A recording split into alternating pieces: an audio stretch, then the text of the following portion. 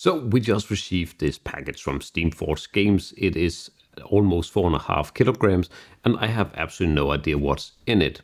So even though I thought this might be some additional content for the Street Master game, it doesn't seem like based on the code, but let's get it open and see what's inside. So just in the middle of recording this unboxing video, I found out that the top-down camera was not working at all. So that's why the boxes have already been unboxed compared to the intro of the video. But let's again go over the content of these boxes. So first, if we take a look here at the back of the Kirin expansion, it gives us one new miniature, 120 cards, which is of course new time cards, special Thunderstrike cards, power-up cards, behavior cards, as well as weapon attack cards and armor cards for the new equipment. We also get the Physiology cards, and of course this requires the base game to play. But let's open it up.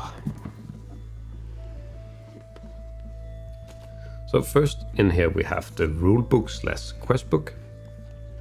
We can see here that we have a short introduction, an overview of the new components, how to add it to a campaign, and the special rules, as well as the different quests down here, and of course one-off arena quest. So here it tells a bit about the new components, how to add it to a campaign, and if we go further over here we have the forged reference cards, because these are now only in the book instead of normally we get them on these cards like the Physiology boards. And then in the back we have the different quests. So we have the assigned quest, investigation quest, and the tempered investigation quest, and it goes from 1 star assigned to 2 investigation to a 5 tempered. Next we have the Physiology card. So here we have the assigned quest version. We can see here that it is a pretty tough monster. It takes 6 and 7 break tokens, have 3 and 4 defense, some decent resistances as well, and 85 HP. And if we take the tempered quest, it is 110, and it goes up to 5 in defense and 7 and 8 break tokens. Then we have the actual miniature and cards. So here we have the new miniature for Kirin, and as you can see this is now a sculpted base where we have the different pointers down here for the directions. And this is very detailed miniature actually. I think this is one of the most detailed miniatures I've seen for this game. Here we have one of the new weapon cards. So this is the Kirin Thunder Sword. Pretty high damage and gives the Thunder Slash, which we have over here in the new attack cards. So that is 3 damage cards and the lightning damage, as well as a break zone. But yeah, that is the content of this box, so let's get over to the next one.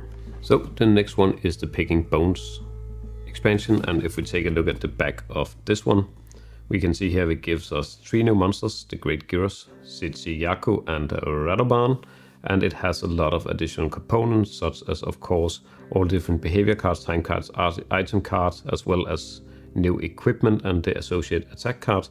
But we also have some new different tokens and some new dials as well. And just like with other expansion, it requires the core game to play.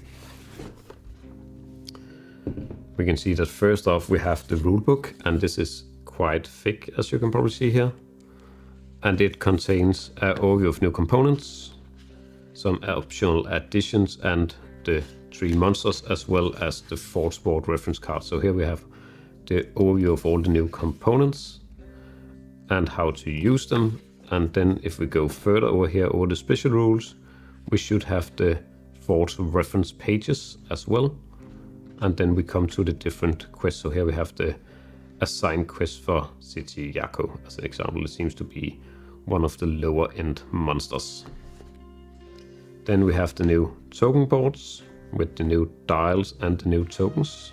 We have the Physiology card. So here we have the assigned quest for tzitzi-ya-ku, 60 HP, 1 and 2 defense, requires 3 and 4 break tokens, so a bit higher than the initial monsters that you fight in the core game when you just start off, and it has a special rule here called Flash. And on the other side we have the 3-star Radoban, a lot more defense, requires a lot more break tokens, have a bit of resistances and 75 HP. So it seems like that these monsters are in a decent variation across the difficulty of the game. And if we open here below, we should be able to get a look at the miniatures. So first off, here we have the picks for the new dials. We have the new card. So here we have the Gyros blade that adds Swarm Slash. And here we have the Swarm Slash weapon card. So it is 2 damage, 1 move, and allows you to move one of your other hunters, as well as a break token.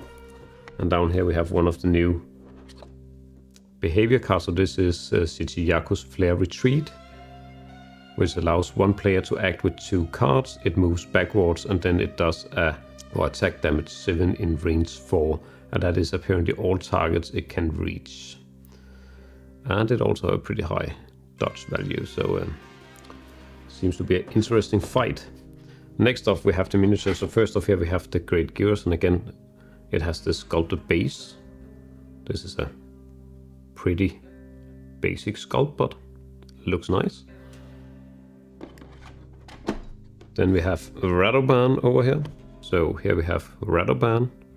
A lot of details on this one. Very chunky. It's gonna be very difficult to paint this, due to it's gonna be very difficult to get into all the details down here with all the spikes. And last but not least we have tzitzi-ya-ku, again a sculpted base. This one has some gaps that needs to be filled, but it's a decent sculpt as well. But yeah, that was all the thing in this box, so let's get to the additional content that we have. So other than the boxes, we also had this set of cards here, and there seems to be foil versions of all the different monsters. Including, I can see on the back, some of the new monsters. So let's see if we can get it opened up. Yeah, so this is a holographic card pack. So here we have the Great Jagras, and as I can see, everything here is now holographic. So all the break tokens, all the icons, everything other than the actual text is holographic. I don't know if you can see it in the light here, but we have Great Jagras in its final version, Topikadachi final version, Anjanath, Rattlers, Azure Rattlers, Puke, Juventus Diablo. On the back we have the rewards, yeah. Black Diablos, Kushada Aura, Nergigante, Teostra, Koloyako, tzitzi-ya-ku. Okay, so these are only holographic version of the final fight for all of the monsters, but these are looking very nice indeed. And last but not least, we had this Neoprene Mat here, so let's see. So it says here that is the Coral Highlands and Rotten Whale Neoprene Arena. So this just gives you some additional places to fight instead of the board from the core. So here we have one side with this nice purple, not any special features, and on the other side we have the cold forest. So very generic battlefields, but it's nice with the variation. And I think if I can just get these crystals out here, it's gonna be very nice to play on this compared to the cardboard battlefields.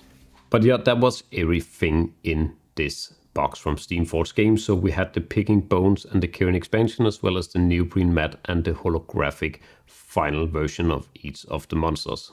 This is still a fantastic game, and we are looking forward to getting the next game in the series later this year, hopefully.